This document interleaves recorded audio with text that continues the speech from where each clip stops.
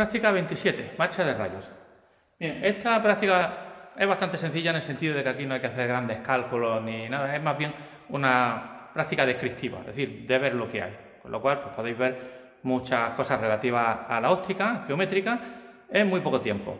Para eso he apagado las luces, casi todas, para que se pueda ver bien. Y aquí tenemos nuestro sofisticadísimo sistema de bloqueo de luz. ¿Vale? Pero bueno, que funciona. Bueno, aquí tenemos nuestra luz láser de toda la vida. ¡Hala! Mirad qué bonito. Bueno, esto es lo que se supone que pasa cuando tenemos una onda electromagnética, como la que es la de la luz, y en la que la longitud de la onda, en este caso de la luz roja, es mucho más pequeña que la longitud de los obstáculos, de los objetos, de la abertura, de lo que sea que pongamos por medio. Se comporta como si fuera un conjunto de partículas que forman un rayo. ¿Vale? Por eso Newton desarrolló su mecánica corpuscular y le fue muy bien durante mucho tiempo. Hubo luego problemas como interferencia de ondas, polarización y demás cosas que no se podían explicar, pero aquí se pueden explicar un montón de cosas. Así que vamos a empezar a jugar con ellas. Fijaos que tenemos aquí un conjunto de rayos de un láser. Lo importante no es tanto que sea luz láser monocromática, sino que, bueno, que los rayos vengan paralelos. Y con eso ya podemos empezar a jugar. ¿Qué significa jugar? Pues significa poner dispositivos aquí que cambien la trayectoria de los rayos. Efectivamente estoy hablando de lentes, de espejos, cosas de ese tipo. Lo primero que podemos hacer es pues, coger un espejo, una lente biconvexa de este tipo. ¿Vale? La típica lente que ponéis aquí y fijaos qué bonito queda. Vamos, es que esto parece de libro. Pero a pesar de que parece de libro, fijaos la de cosas que hay aquí por medio. Es decir, de aquí para allá tenemos la típica lente que concentra los rayos en un solo punto, aquí, el foco. Pero aquí a la izquierda tenemos luz reflejada. ¿Vale? Estos rayos son rayos reflejados de aquí. ¿Por qué? Porque no es una lente perfecta. En una lente perfecta toda la luz pasaría al otro lado. Una lente imperfecta, pues bueno, una lente donde en esta superficie va a haber rebote, parte de la luz va a reflejarse. En este lado, perdón. En esta otra superficie también, aunque ahí se nota menos, ¿vale? De manera que toda esta discoteca que tenemos por aquí no debería suceder. Deberíamos tener los 5 rayos que entran y los que salen, ¿vale? Pero esto ya nos dice, y lo pongo para que lo recordéis, y es bueno recordarlo, que en la vida real no tenemos cosas como las lentes convergentes, divergentes, todos estos dispositivos tan perfectos que estamos acostumbrados a usar.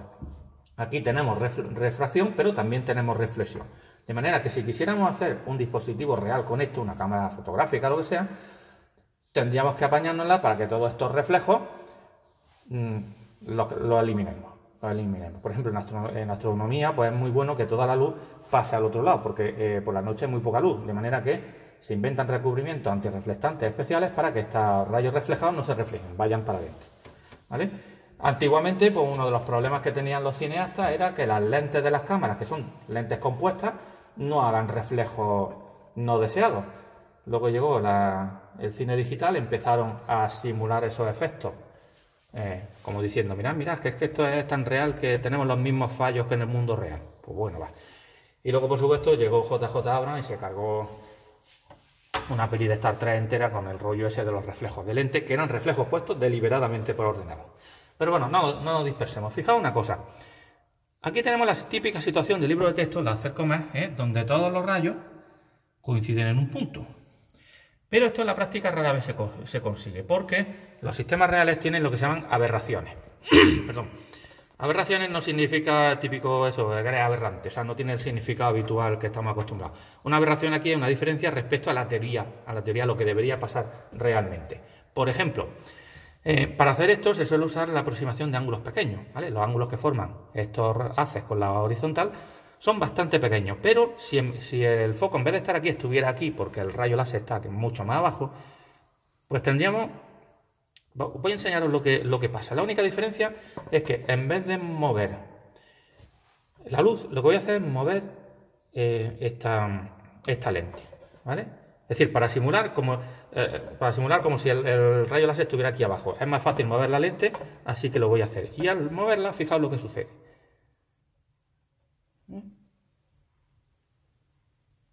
Es decir, esto es como si el rayo láser lo hubiéramos puesto mucho más arriba. Fijaos, ahora mismo ya no... Voy a repetir. Primero, el foco, el punto donde convergen todos los rayos, tiende a moverse. Y segundo, ya no hay un foco, porque ya los rayos van cortándose, digamos, en puntos distintos. Con lo cual, en vez de tener un solo punto, lo que tenemos es una zona, por aquí, se suele llamar, esta superficie se suele llamar cáustica, pues una zona de, bueno, no de enfoque, pero es lo mejor que tenemos, ¿de acuerdo? Y eso es lo que hace que cuando vosotros queráis tomar una imagen con un sistema óptico que no sea bueno, de un objeto que esté muy por encima o muy por debajo del eje óptico, pues va a salir deformada, va a salir así de mal. Esto es una de las primeras aberraciones que se tienen aquí. Otra que podríamos ver, pero que por desgracia no podemos ver porque todos los rayos son del mismo color. Si tuviéramos un rayo azul, uno rojo, uno verde, veríamos que se cortan en puntos distintos. Porque este punto focal, esta distancia de aquí a aquí, depende de la longitud de onda. Más bien depende del índice de refracción del material, que a su vez depende de la longitud de onda. Así que un rayo, dos rayos rojos, dos verdes y dos azules. Escucha qué bonito. Dos rayos rojos, dos verdes y dos azules no se cortarían en el mismo sitio, unos más, sino unos más adelante y otros más atrás. Esto es solo porque este medio se llama dispersivo. Un elemento dispersivo, como por ejemplo el agua, lo que significa es que la velocidad de la luz y por lo tanto el índice de refracción depende de la longitud de onda. Es decir, en el agua, la luz roja, la luz amarilla, la luz verde, la luz azul corren a velocidades distintas, por lo tanto los ángulos que forman al salir son distintos y donde convergen es punto distinto.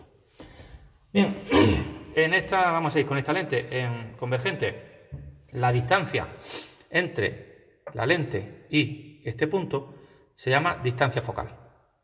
Esto lo habréis visto, sobre todo los que se hayan aficionado a la fotografía, por ejemplo. La distancia focal de f de no sé cuántos milímetros, no sé qué milímetros, nos está diciendo esto. Es decir, la distancia que tienen que recorrer rayos paralelos, supuestamente procedentes del infinito, en este caso no vienen del infinito, pero como son paralelos, como si lo fueran, para converger aquí. Así que si tú tienes un telescopio, pues lo que tienes que hacer es poner aquí el sensor de luz. En este caso, la imagen es una imagen real porque realmente se cortan los rayos en este punto. Y esta distancia se llama distancia focal, que se mide en milímetros o en metros, y la inversa, 1 partido por f, medido en metros, 1 partido por f es lo que se llama la potencia, y se mide en dioptrías. Así que si alguien tiene una gafa de 4 dioptrías, ¿qué significa? Que su distancia focal es de 1/4 de metro. Mucho ojo, esa potencia no tiene nada que ver con la potencia que habéis visto de trabajo partido por tiempo o energía partido por tiempo, kilovatios, no tiene nada que ver. Eso no sé por qué tiene el mismo nombre, pero no tiene nada que ver, es simplemente la inversa de la distancia focal. Y se usa porque resulta muy cómodo en diversas aplicaciones. Por ejemplo, si yo pongo aquí una lente y pongo aquí otra justo al lado, la distancia focal resultante está relacionada con la distancia focal de esta lente y con la de la otra. Los cálculos son un poquito más complicados, pero si en vez de hablar de distancia focal hablamos de potencia, es mucho más fácil trabajar. Es decir, es por pura comodidad. Bien, vamos a coger esta lente que es convergente, la quitamos y la sustituimos por una lente divergente. ¿Por qué se llama lente divergente? Pues yo creo que está bien claro. Ya veis por qué. Voy a poner un poquito más adelante. ¡Ay, mira qué bonito! Vamos a poner aquí para que se vea bien. Bien, se llama lente divergente porque los rayos divergen. Es decir, no van a converger en un punto, con lo cual no van a formar una imagen real en el sentido de que los rayos van a ese punto y ahí los vemos todos. Pero forma una imagen virtual. Tan buena es una imagen real como una imagen virtual. Las dos valen. En este caso, la imagen virtual lo que se hace es prolongando hacia atrás todos estos rayos. ¿Por qué? Porque si nosotros estamos aquí, por aquí, a nosotros nos parece que los rayos vienen con esta inclinación. Es decir, es como si la imagen estuviera aquí.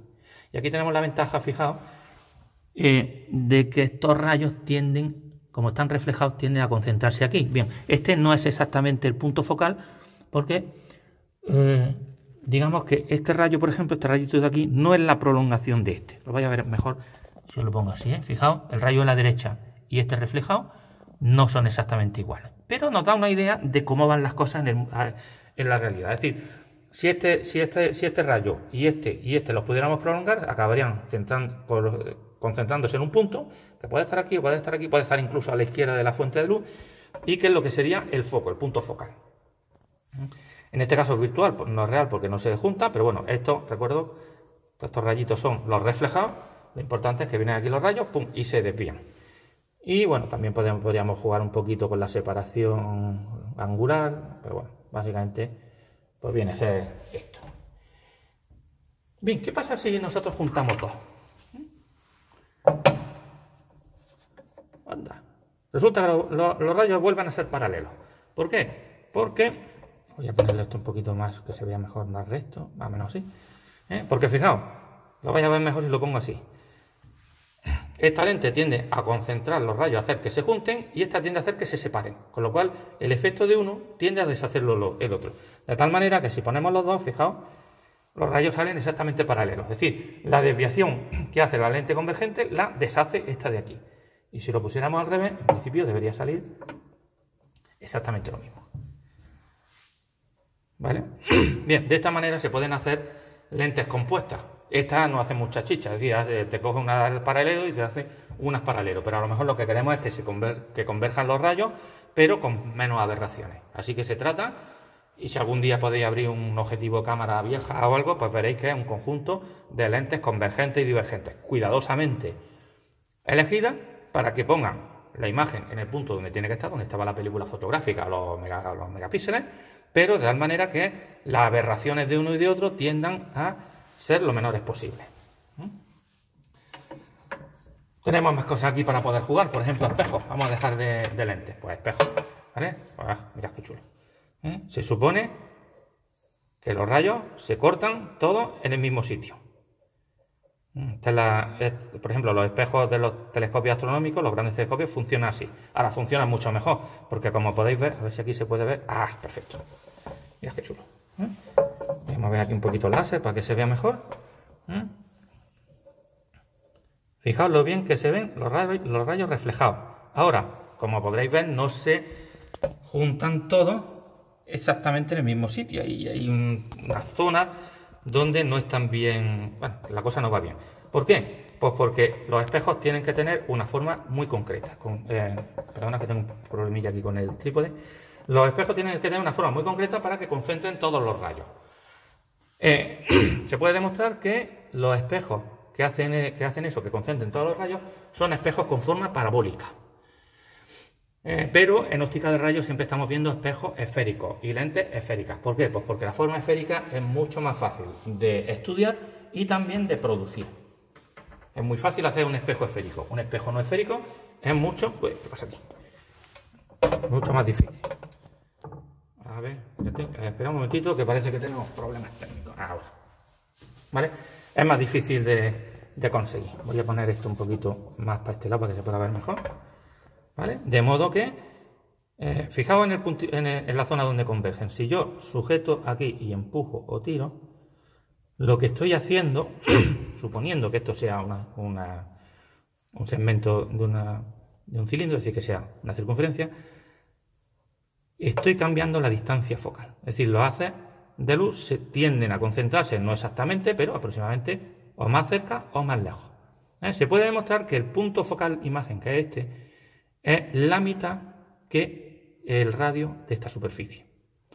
Y por supuesto, ya os he dicho, si esto fuera una parábola iría bien, como esto es se supone que es una circunferencia, un espejo esférico, pues va mal.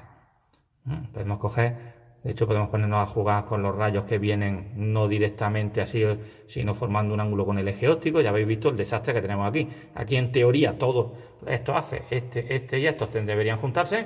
En la práctica va cada uno a su bola, como el ejército de Pancho Villa, básicamente. ¿Vale? Pero bueno, también lo hemos hecho así adrede. Es decir, nosotros podemos habernos gastado un dinerillo más en comprar material de más alta calidad. Y de hecho el láser es de las mejores fuentes de luz que hay. Pero ¿qué pasa? Que con este tipo de sistemas lo que se ilustra es precisamente no solo lo que sucede, sino lo que debería suceder. Se supone que todos estos haces de luz deberían estar concentrados en un punto. Pues no lo están, ni de broma. Esto es un espejo, mira qué chulo, un espejo plano, pues el de toda la vida. ¿Vale? Aquí tenemos, si este es el eje óptico, pues tendríamos ángulo de incidencia igual a ángulo de reflexión. Lo del ángulo de incidencia igual al ángulo de refracción para las lentes, pues también se puede aplicar. Fijaos una lente en forma circular, pues fijaos que los rayos estos aquí, los que están cerca del eje, se concentran muy bien, los que no, pues fijaos, ¿vale? Sí, en teoría deberían juntarse todos, pero en la práctica para nada. Y la cuestión en la práctica esta pues es seguir jugando con los diversos elementos que tienen. Solamente voy a poner uno aquí, el prisma, ¿de acuerdo? Voy a ver si lo puedo poner de manera que refleje solo, perdóname un momento, refleje solo un rayo. Ah, mira. Vale, vamos a usar un solo rayo, ¿de acuerdo? Bien, fijaos que según lo ponga, qué chulo, pasan aquí cosas, ¿eh? ¿Qué cosas pasan? Pues que pasa que el rayo atraviesa la superficie y choca con esta superficie de aquí. Parte de esas, casi toda así, mira. El rayo de luz viene, parte se desvía y sale por aquí.